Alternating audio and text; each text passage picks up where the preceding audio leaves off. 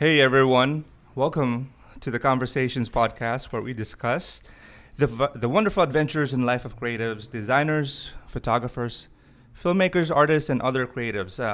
We talk about our journey, our triumphs and losses, our struggles, and our wins while navigating through this crazy thing called life. I'm your host, Virgil Bunau, and today I have a very special friend here with me, Lindsey Boyce. Lindsey is a designer and a creative. She's been in the event design industry for 7 years, and then 1 year in corporate world in New York City. She's got a business degree from LSU. She is the talent behind Host and Haven, a company she just launched focused on unique and beautiful event and home design. Her work has graced the pages of various national magazines and blogs. So without further ado, I want to introduce Lindsey Boyce. Hey, Thank Lindsey. you. Hi. How are you? I'm good, friend. How are you? I'm doing well.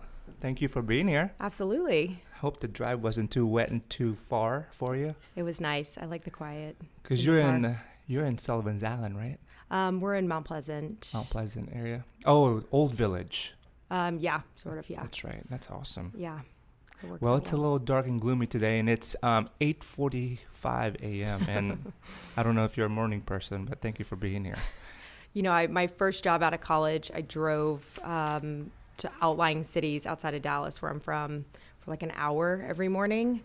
So returning to that is actually quite peaceful. You're always going opposite of traffic, and it's just time to sit and just kind of wake up. So it was actually really nice. Yeah. I hadn't done that in a while.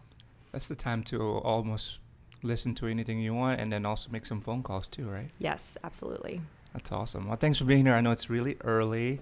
We're going to get started. I want the listeners to kind of hear about you and your background. So let's start with that. What's your background? I mentioned earlier that you went to LSU. Can you tell us a little bit about from college days to where you are now? Absolutely. So I did graduate from Louisiana State University in business marketing. And then shortly after that, I moved back home to Dallas, Texas, where I was born and raised.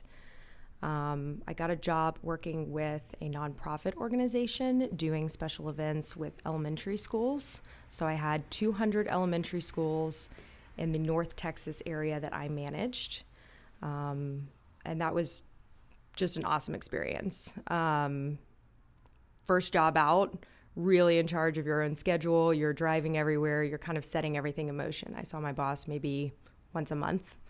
So transitioning from college was a big change to, really just, this is adulthood. You got to get out there and work these and help them and secure money and, just a lot of pieces that kind of move with it. So about a year later, a senior position opened up with the same company in New York City. I went up and applied and got the job and moved, really having only visited maybe once or twice as a kid. So What year was this? This would be 2010. I remember the weekend I landed was the Times Square bombing.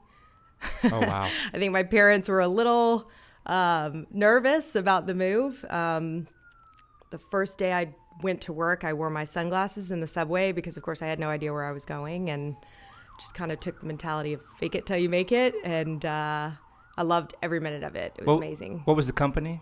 It was American Heart Association. Cool. So you grew up in Dallas? Yes. What part of Dallas? Dallas is huge. Dallas is huge. I grew up in kind of the center, pretty close to where you would consider like SMU. It's in an area called Lake Highlands. Just a really great area. And you went to high school there? I went to high school there. And I was captain of a country western dance team. I don't know if you knew that. Wow. Wow. I did cheerleading, exchange club, just kind of lots of things. I knew pretty early on that I wanted to be in event design. So I think I was a sophomore in high school. I called a couple of different companies and asked them what my path should be. And they said, stay involved, get a business degree if you ever want to work for yourself, and really just go from there. I mean, just try to be in as many things as you can and meet different people. And I kind of took that to heart, and I really never changed paths. That's awesome. So when you went to New York, you just kind of just went for it. Yeah. That's awesome. I wore heels, I think maybe the first day, and I had like a 20-minute walk to work. I was channeling what I had probably seen on TV. Wow. I had the worst blisters the next day. But Did you know anybody there? I had a couple of friends from college, but not really, no. It's never really been something that scares me. I think, especially in a city like that, really a lot of people are moving having no one there. And I think there's a sense of community that forms through that. So you find people are a lot more open than you might have initially kind of thought. But no, I didn't really know that much about it. And I just walked around like anyone would, just in awe of all the architecture and the buildings and the perfectly curated, little street walks of green spaces. And every weekend you could eat somewhere new and never even take a bite out of everything that's there. I mean, it's just such a mecca for everything. Where did you live and who'd you live with? I lived in an area kind of really close by Gramercy Park. And I lived with a girl that I went to college with, but wasn't really that good of friends with. So we became friends, obviously, there. But Because it was expensive, right? You kind of almost have to have a roommate. Yeah, you do have to have a roommate. We walled in, I think, a dining room. So we lived in a 1-bedroom, and I lived in the dining room. And it worked out great. It's all good. It's a different city. It's a city where you live in the city. You don't really live in your home. You go home to sleep and shower and, to do some minuscule thing, like not a lot. I mean, I think you find yourself really out and about a ton. So you don't look at the space the way that we do here. I think it's a city, when I think about it, that I feel the most immersed in, because here, just today, I'm driving, I'm in my car. Like, your mode of transportation is really just not on the street. Like, you're not feeling the weather. You step out there and you're really preparing for snow, or you're watching the leaves actually fall. Like, you're just in it a little bit more. And I love that. I love that about the city. There's something special about that. Yeah, for sure. Tell me about New York. Tell me about your job there and what'd you do? So I was in charge of a Wall Street run and heart walk that they did. I don't know if you're familiar with that.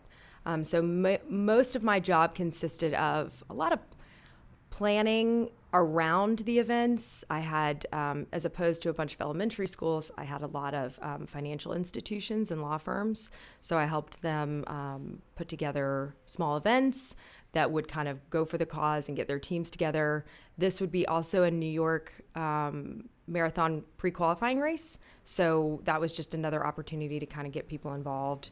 It was probably, in the sense of, if we're going to talk about it as like an event and sales, this is probably more of a sales job, right? You're recruiting and you're maintaining sponsors and you're getting people engaged in the mission and the cause, and you're really just managing those parts, versus it just being as much of what I do here now is, a lot more of the setup and the design and things like that. Right. So a lot more logistic driven.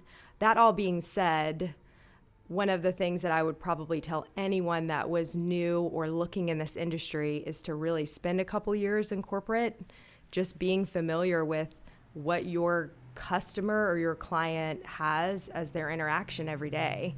How do they function? What is their norm? What's the process that they go through every day?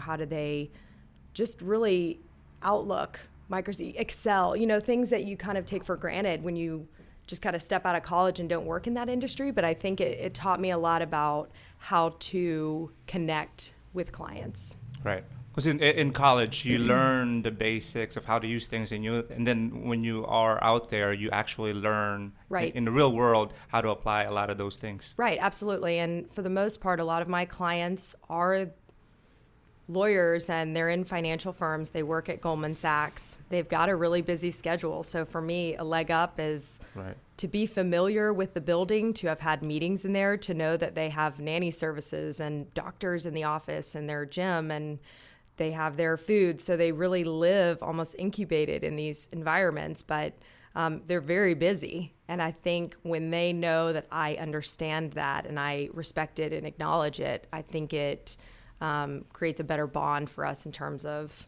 just a mutual respect from a business standpoint. Gotcha. Now, so you ended up moving to Charleston after New York. Right. What happened? What happened there? How did that happen? Okay, yeah, that's a weird one. I wanted a dog and I wanted a porch. And at 26, I thought I was never going to have those things in New York, or it would take me a long time, which was probably a true statement. I also, of course, you hit your mid-20s and you think you have to have all the answers. And so you think, where am I going to meet someone and how's this all going to work? So I really just kind of started to put the motion also to just kind of make my way back down south. I really had never looked or had any interest in Charleston. I used to babysit on Friday nights for an interior designer, and she got Garden and Gun magazine. And I just thought it was such a well-curated idea. And I loved the concept, and I loved the feel, and I applied to be an intern for a summer. So my thought was really... Garden and Gun magazine is based in Charleston. Yes. So my thought was, what an incredible concept. I had been offered a job in Dallas working for a high-gloss social magazine that's based there called Paper City. I don't know if you guys but I had already been offered a job to do that. So I thought, wow, what a great experience. I can work in media and, and learn a little bit of that and really absorb this city. I looked on Craigslist for a place to sublet for the summer, and there was a job posting for a wedding planner. Huh. And I thought, no way. This is summer of? This would be, I guess... 2011? 2010. I guess it was right, yeah, like September of 2010. But I was looking for the following summer, just kind of looking in advance or whatever. And there was a job posting, and I actually applied and flew down here for the first time. And the rest is kind of history. So that's how I ended up here. That wedding planning position, was that just an internship, or it was just a full-time job? So this was interesting. This job came up with a company that's here called Tiger Lily. They're actually a floral company that's here. Manny and Claire were the owners, really great people. They felt that they were missing a market working with wedding planners. A lot of what you and I see in terms of high-end weddings, they've got a planner, and the planner is typically facilitating who they're going to work with on the floral side, probably have a connection or worked with them in the past. So they saw a piece that was missing, and full well knowing I had never done any actual wedding planning, they just felt comfortable with me having at least just some kind of background. And just the passion for it and just understanding the basics of business. Like I said, just understanding how to pick up the phone and have a conversation and not be afraid, and, how to write and really engage in a new audience. Those are things that I was very comfortable with. Those are the foundations of, really just business. And that was 2011, right? That was 2011. Because that was when Charleston was starting to really boom pick up. Yep. As a wedding location. So they offered me the job just totally, hey, I've never done this. And they were like, we have a good feeling. So it was great. So I moved down about 6 months later and got a dog and a back porch. And then it just kind of transpires in all these other things, which is then I have this very adorable neighbor who's now my husband. So Mark, yes. So somehow I guess this notion for a dog really propelled a lot of next steps for me. That's awesome. Must love dogs, I guess.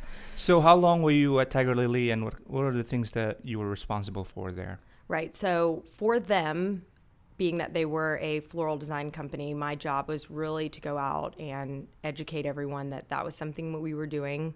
We were going to offer partial and full planning.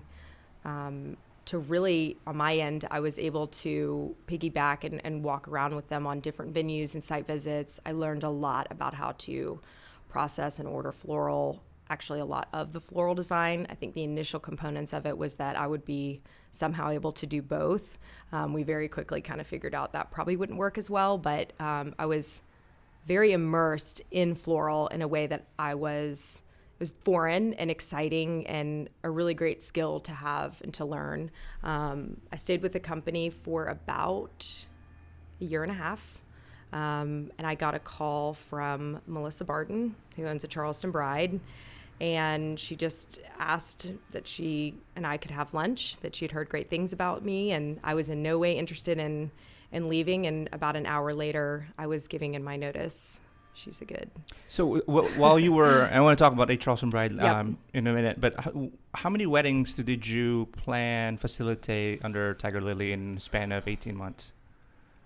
Or were you there? I mean, you were the only This will be a person. wild number, I'm going to say. I think it was close to 50. Wow. So So were you in charge of the whole planning or just the floral side of things? I was in charge of the planning. So I worked hand in hand with Gayla. She did a lot of the floral design for the weddings. So she and I would meet with clients. So at least 50 brides. 50 brides. And, to look at that now, I think they were probably established. They had their venues picked out. They had gotten the steps of probably hiring a photographer and a catering company, things they felt comfortable Venues. with. And then they sort of stopped. They didn't really know how to come up with a layout or how to put together a timeline and how to really kind of make everything work together. So I say that my role was full service and partial, but I would probably at this point consider that to be more partial. Partial, right. Because at that time, it was just the full service was starting to emerge. Right. And brides, it was kind of in the culture to, all right, I'm going to book my stuff and then I'm going to hand it over to someone who can execute. correct. And I think also you have to establish what will be your norm. I think that's part of your role is to set the tone for what's to come. So when you're stepping into a job, you're probably already with someone who's halfway through the process. So it's only when you're in it about a year later that you're really catching people and they're hearing your name and venues know who you are and they're recommending you in a different way. As you and I, when photographers are able to have those conversations at the beginning, they see the benefit of full service as to how it can really translate from the beginning all the way to the end is a really great benefit. So I think transitioning into that, when you're first starting out with it, you're in your first year, you're not going to see that as much. Whereas the second year, you start picking up things earlier and earlier. So I guess it was just, probably in a mid transition with that point. But 50 brides, yes, to think about that now. That's a lot.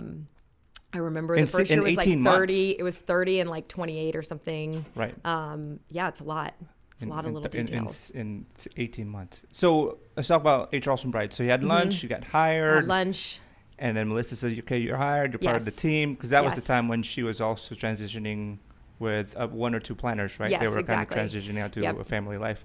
So you got in. So tell me about a Charleston Bride. Yeah, so Charleston Bride is very much a luxury, full service, client focused event and planning company here in Charleston. When I started, What year was that when you were there?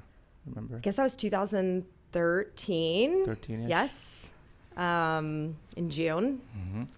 Oh, that was June of 2013. Yeah, because Haley and I both started within a couple months of each other. Right. Caroline and Quinn. So there was 5 of us. Mm-hmm. So the role really, what Melissa was hoping to do was, she had owned the company since 2001.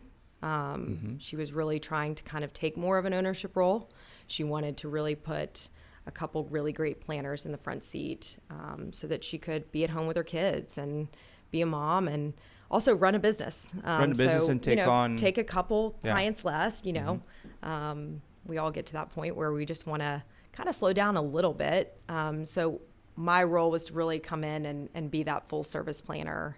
And then we had support staff. So the world of a Charleston Bride is, I kind of go back to this word kind of concierge service. I think that we really do everything from the beginning to the end. There's nothing that we don't do with clients. It's booking hotels, getting the venues, contracts, payments, design, budgets, timelines. Our office was set up. They were able to ship things to us. We had a full-time office assistant who was there to answer anything. It was just a really well-oiled machine. Because you had a production manager. Yes. So we had everything. I think to step into that, it really opened my eyes into, okay, wait, I thought I knew what I was doing. And then this is so much more. And there was a process for everything that was established. I think that's something I have so much respect for her on as a company, is to really have all of your processes in place as a designer, as a planner, just really lets you shine with your client. You're not worried about creating all these documents or next steps or questions. That's just what time had really already unfolded, and there's already the answer that's there. So you can really concentrate on other things. So it was great. So your first year there, or second year, how many weddings did you do on average? I think my first year, I know this actually because I've done this, so I act like I don't know it, but I think it was like 20 and then 18 and then 16 and then 14 and then 12. Wow. So that's the transition. And every year there were less weddings, and every year I made more money. Right. So less weddings because they're bigger budgets. Correct. 20 weddings is a lot if 20 weddings you're dealing is a lot. with a big budget and big involved Absolutely. full service. It was a lot, and I was hungry. Right. Yeah. I wanted it. Because 12 weddings is, that's 1 year of emails, of coordinating. Right. And if you have, the more you have, the more emails, the more you're dealing with them for a full year. Well, and as you talked about this too, this is to some degree how this industry has shifted over even just the last 7 or 8 years. I think I've noticed that also in what your role or your relationship has to be with a client now.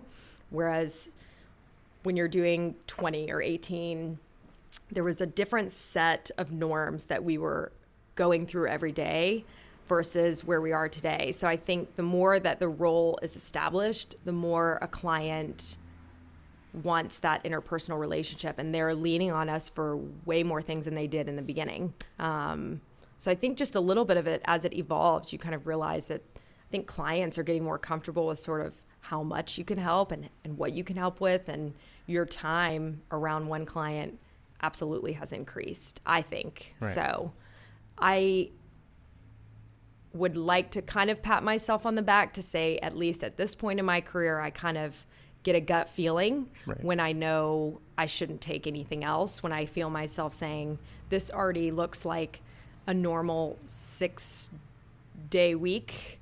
I don't want to work 7. I don't need it that bad, and maybe this is a good time to press the pause button and not take any more events. What were the budgets that you guys were working with range-wise when you were there? Yep. So I would say on the lower end, probably around 75,000, and on the higher end would probably be closer to like 350,000. Right.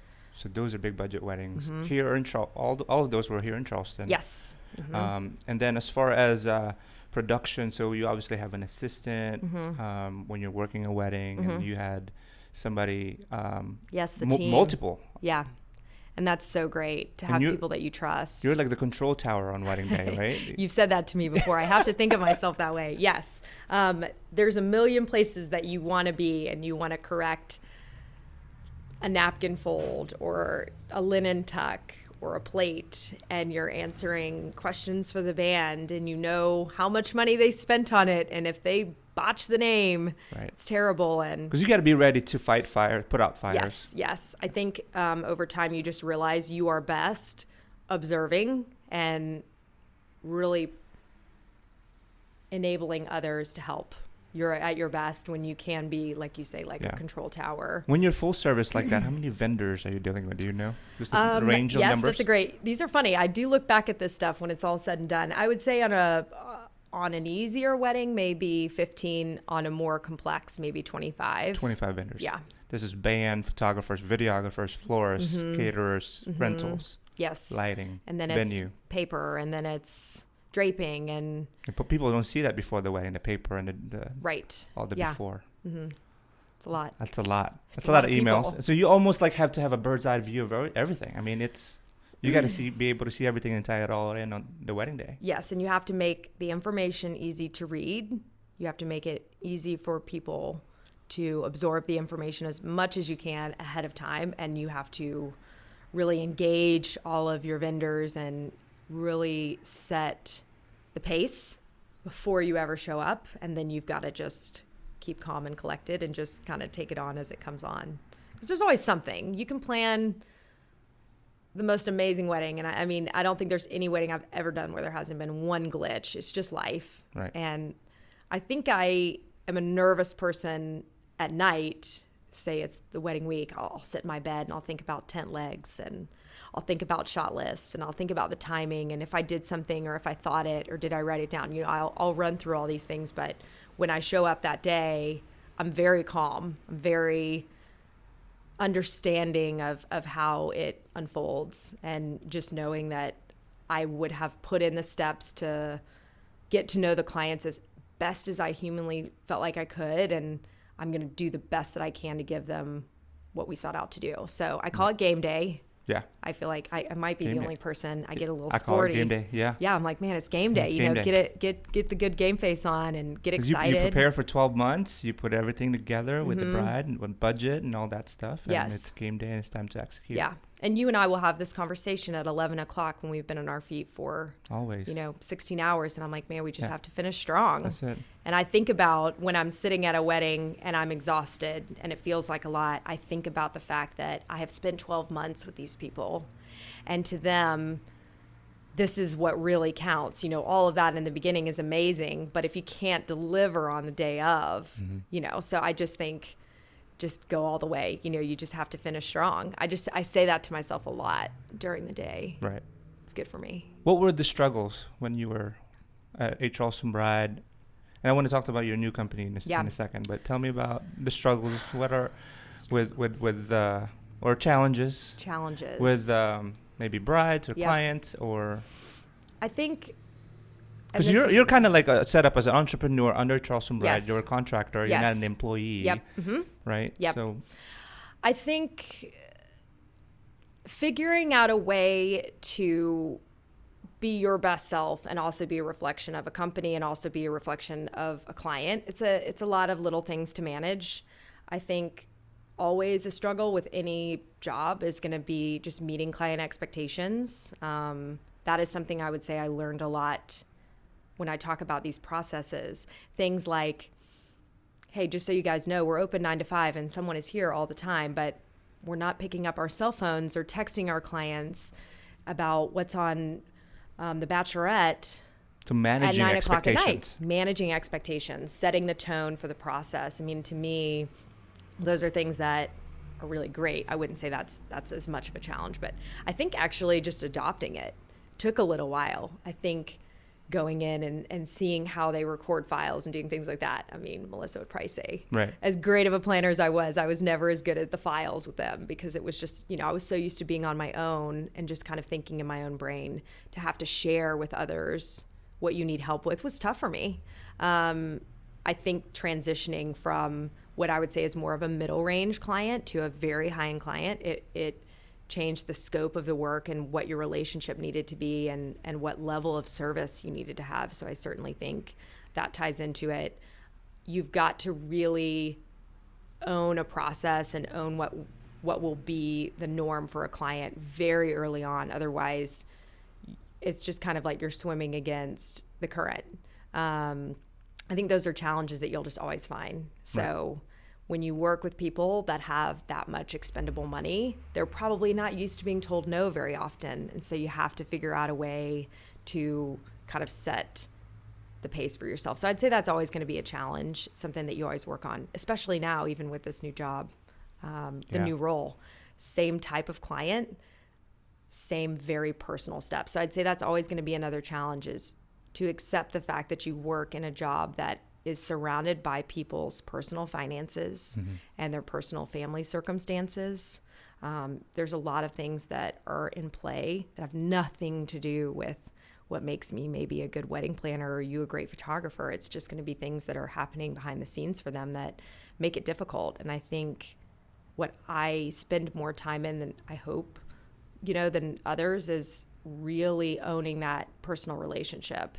I've got to really want to be in that relationship with a client and understand all those things and respect them and be in their mind to kind of say, today it might look like she's stressed about something that's on a piece of paper on a budget, but what it's really about is something totally different. So empathy is really just plays a huge role. Oh You my got to gosh, be really, really empathetic about, because you're dealing with people from all walks of life. Yeah. I mean, Yeah. One group of families or client could be, they're awesome, and then Yes. Yeah. you have one that have a lot of things in play, like Yeah. family relationships or Mhm. conflicts with mom and dad, and Yeah. then budget and over budget. And I've identified over time that to me, a worthy relationship is probably the driving force for me. It's not money, it's not success. To me, it is really good personal relationships. that was my next question. What was the motivating factor? What were the wins for you doing this? What motivates you to keep my driving win, forward? I would say, to an extent, with working, if we're just talking about with a Charleston bride, my win would be having clients that gave me range to really expand on what I could design for them. I think design is something that I'm super passionate about, and I really love making it intentional for them. But you can only do that when you really kind of have a little money to play with. I mean, if I'm being honest, you know, Yes. I mean, and I didn't grow up with money. It's not like one of those things where I take it for granted in any way, shape, or form. But I acknowledge the fact that, you know, a lot of our clients had a little bit more money to really design a lot of these things. And so for me, it was such an awesome experience to be able to kind of spread the wings and really show Right. some talent in there. You know, that's exciting to have that kind of trust and to have those things in motion. That's huge for planning luxury weddings, Mm-hmm. because all they have to do is say yes or no, and not ask, oh, can you make that $1,000 down to 500? Right, exactly.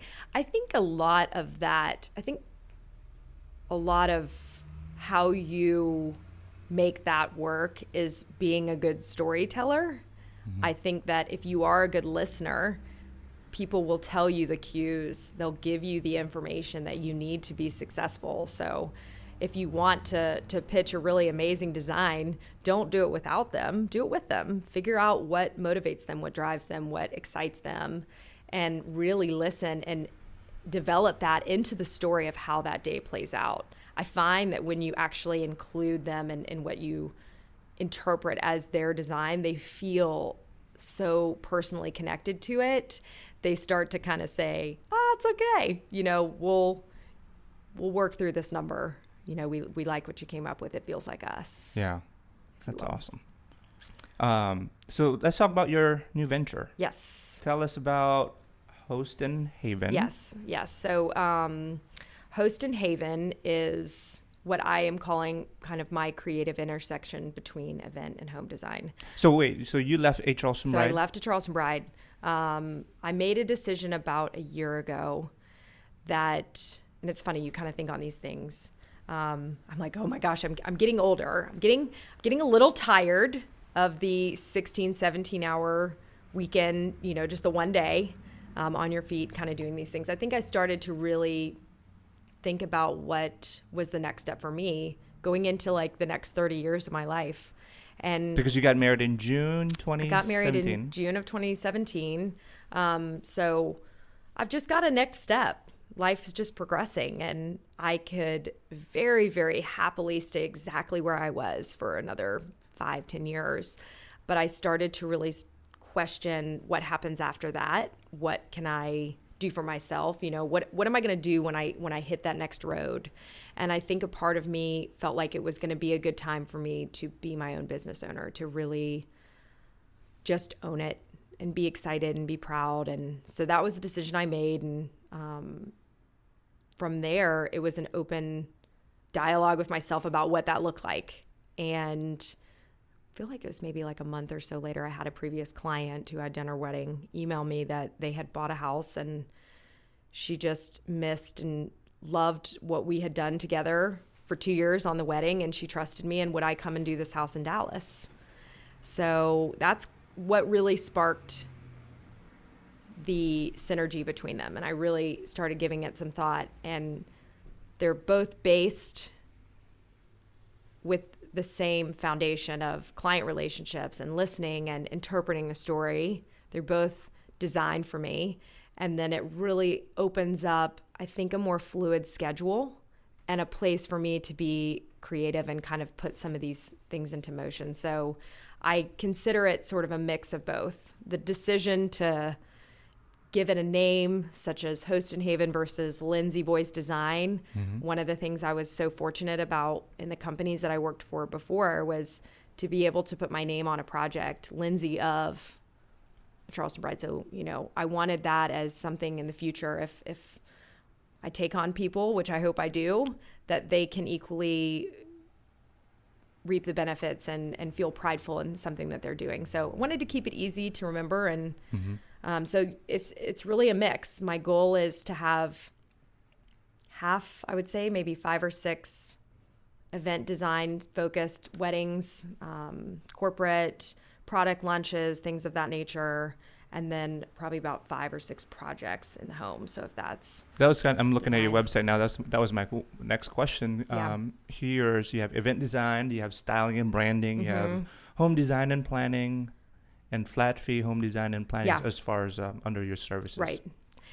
And it's a vague name for a reason, because I want it to be up for interpretation. I think something that I have just identified over time that excites me and motivates me is new opportunities and places for growth, places to expand and teach yourself more things. To me, those are things that I say to myself every morning: never stop growing, never stop learning. That's just a foundation. And so I think the ability to really take the concept and drive it into different areas is something I'm really excited about. And to basically be, I guess, in the first month, and I'm already actually kind of halting taking anything else. It's moving faster than I thought it would, which I think is a good sign, I hope. Because you said we had a conversation the other day, you have a wedding or 2 already, right? I do, yeah. So I've got a wedding in Sonoma and Ryland Hill, Jamaica. And then there's conversation of one in Miami, which is kind of interesting. I'm traveling a lot. I like that. I want to travel. Right. I want to be in new experiences. And then I have a house in Dallas, one in Atlanta, and then one here.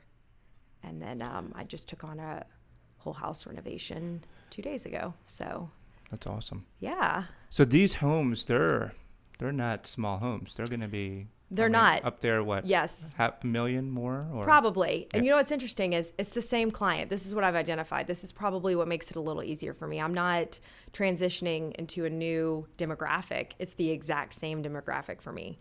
The process is really listening, interpreting what they're saying, really kind of helping people to create a personal brand. I kind of harp on that, but I think that people have an identity. They just need to have somebody tell them what that looks like. So I feel like I put that in motion with events and home. And really, you're going to pitch a design and you're going to tweak it and you're going to move forward. And I feel like for the most part, when you style everything out, I'll probably still call it game day. Yeah. Well, with homes, it's also different in the way that sometimes you'll be dealing with renovations, you said, or sometimes you're dealing with building of a home. Yes. So. And sometimes it will just be, I bought a home. Same thing with I've gotten some pieces started and now I'm stuck. Right. I need art. I need finishes. I don't know what colors I'm looking at. I need to see this in a bigger picture. I'm looking at too many things and I need help focusing, What is the strategy as far as marketing and getting the ideal clients for you? I need to, yeah. A lot of it, well, first of all, word of mouth, right? Word of mouth. I listen to podcasts actually a lot. Right now, especially, I think with this new side of the interior design segment, I feel the need to really immerse myself a lot. And I find almost it to be like a masterclass. I'm learning a lot, just listening to other people in the industry that you respect and kind of what they're doing. So I heard this really great podcast the other day. She kind of said it was like Follow Up Friday.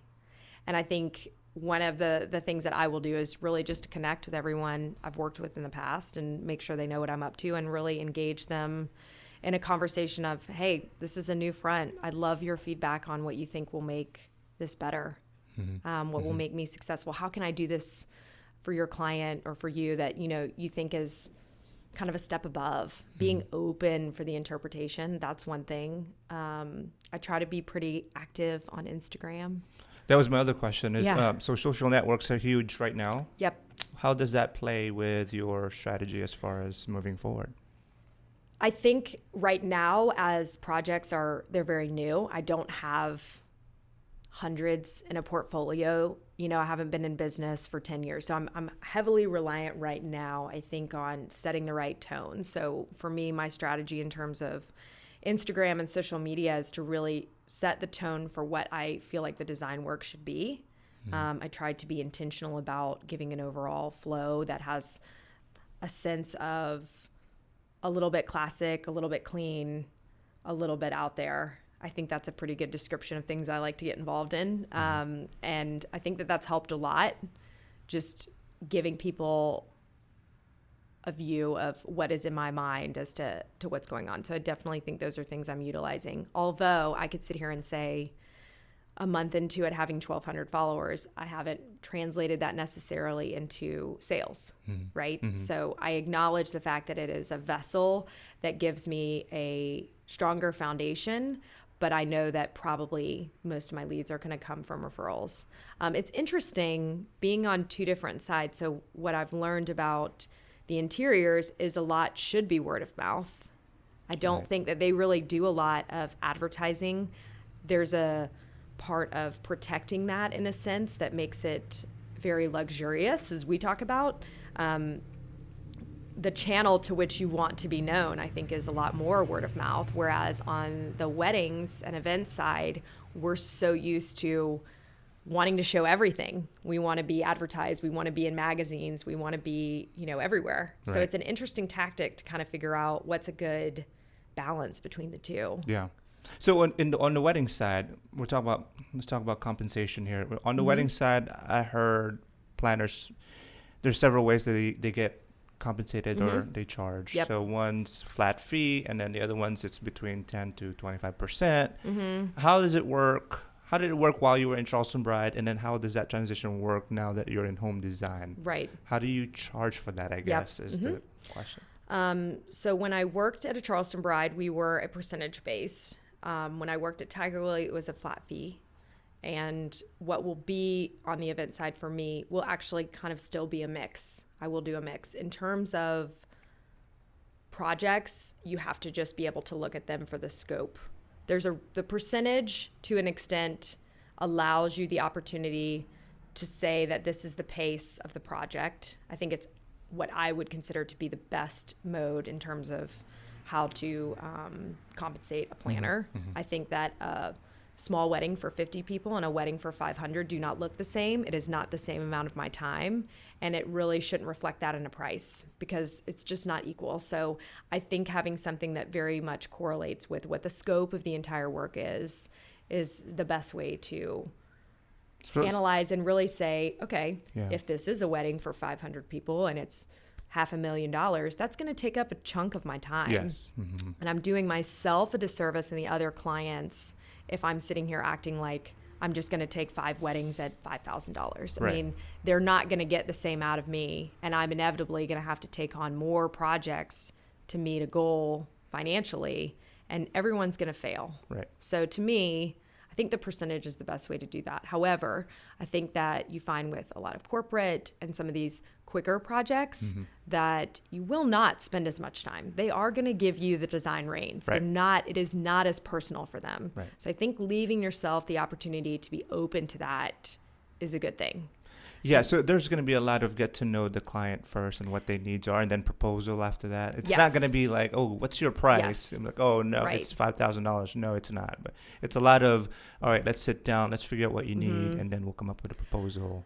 For the most part, I would say nobody actually knows what they want to spend until you do the budget for them. So that's a process that I'm used to doing, is just presenting what I think everything's going to cost, because I think that becomes... That's the benchmark. That's the starting point. Yes. I try to think of it almost as the skeletal. It's the bones of what you're going to do. I am wasting everyone's time if I have absolutely no idea what they can and can't afford. And I'm also creating an enemy if it goes well and beyond what they really had anticipated. It's not good for a relationship. So that's what I mean when I also say like how important processes are. It's so important to set the stage from the beginning of what the project is going to look like or what it could grow to, and give the responsibility back to the clients to kind of own that. You know, it is their money. You want them to be aware of how these things kind of trickle. So that's always step one. Step one is always to establish a budget. Same goes for house, any project. I am doing a budget. It gives me guidelines for each of the different areas that I'm working within. And if it's something that's important and they're willing to go over, we can talk about it. But at least I've got a foundation to go off of. With the homes, I started my first project doing actually a very similar, thinking I could kind of implement the same as doing a percentage. Very quickly, I kind of figured out there's a reason people charge hourly. And the reason is, so for this example, let's say I am pitching an entire design for 1,200 square feet of a home, and I've got every single piece carefully curated to give an eclectic feel. And you go into a client meeting and they don't like maybe one piece, you are going to recreate a lot of things. You're going to go back to the drawing board.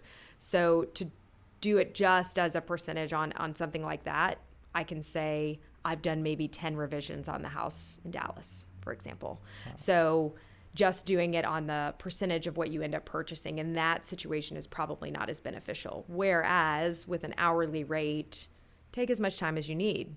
Do as many revisions as you need, and I'm just being compensated for it. Right. You're charging hourly. Yes. But for large projects, you also have to be open to the fact that, some of them will do it on a price per square foot as a flat fee.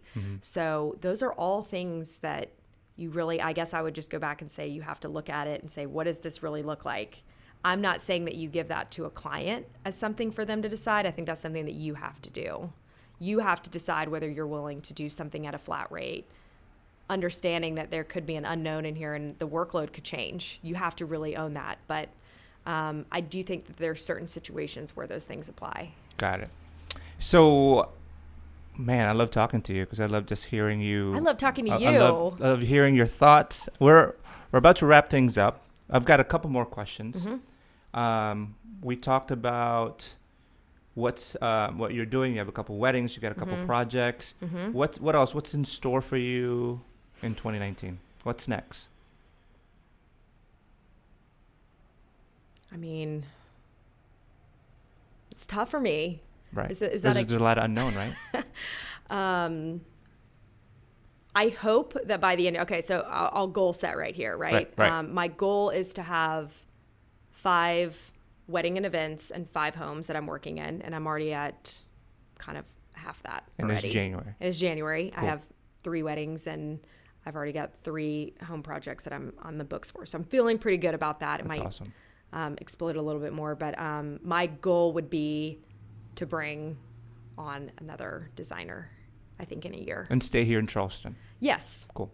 I'm going to live here forever, probably, as long my husband is based here. So I look at these as opportunities to try. I just find so much with travel. It just actually just warms my soul. It makes me feel so good. So to be able to do that, that is something that I kind of internally have had as a goal. So to have some of these projects, I am absolutely propelling myself in the direction of, I would love to travel. Please bring me on for that. And just kind of feed that. So I'm really excited about that. Take me with you too sometimes. Yes, absolutely. So what, the last question was, what's an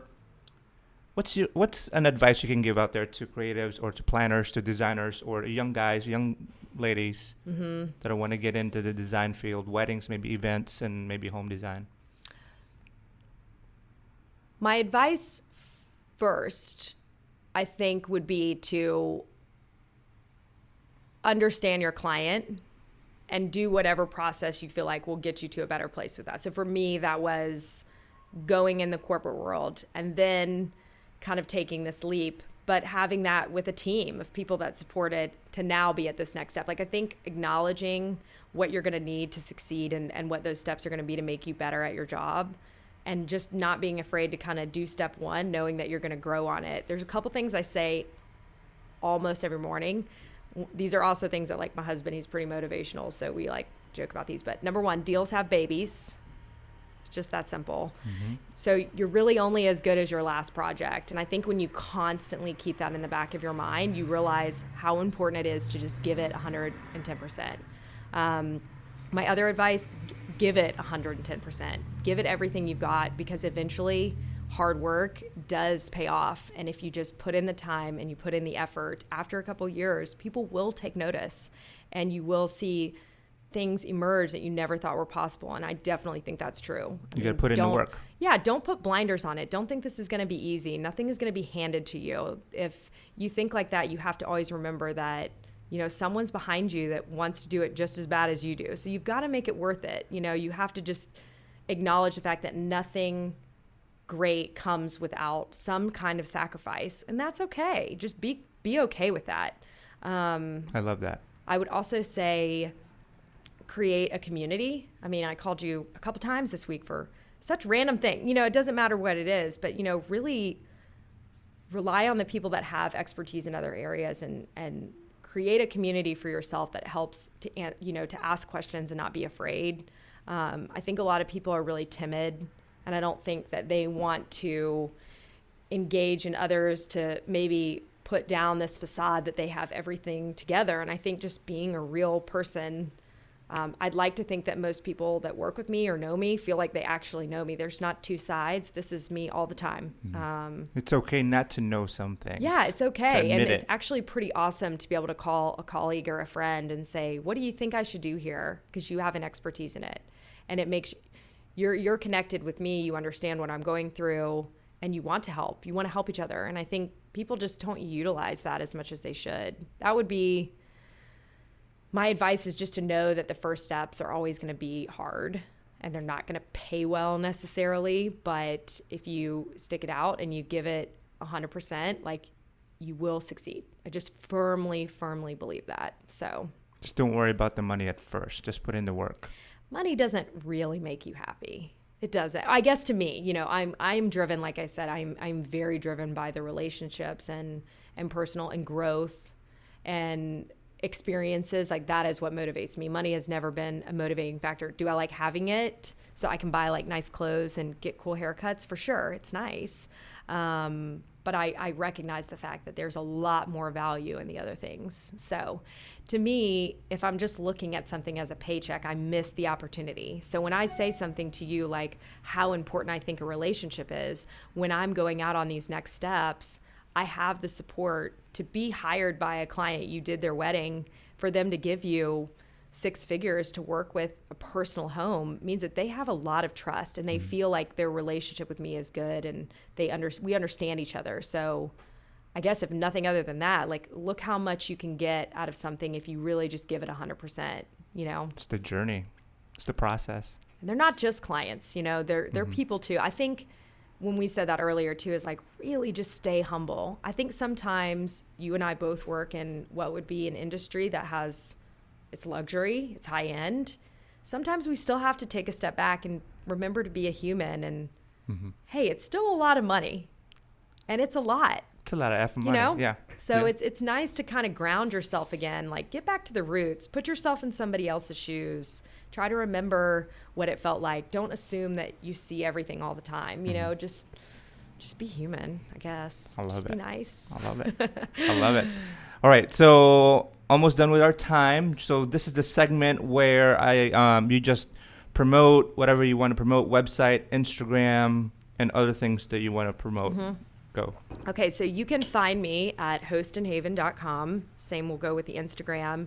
You're going to spell out and so it's Host and Haven. Promoting, I would just love to get it out there that I'm wanting to be engaged in a lot of really great projects and be around creatives and be around people that really have an appreciation for design, and just to call me, just try it out. Let's see if we can't get something going. So excited. That's awesome. We want to thank Lindsey Boyce for coming to our podcast. Thank you so much for tuning in. I think we had an awesome conversation. I'd like to have her back for maybe a second or sequel too, for more discussions. But for today, I'd love to thank her for driving all the way to Somerville and coming to see me and talk to us. Thank you so much, guys, for listening. This podcast is sponsored by 100 Oaks Mercantile.com, where we carry photographers apparel, t-shirts, hoodies, and other things. So check it out, and thanks again for tuning in. We'll see you next time. Bye.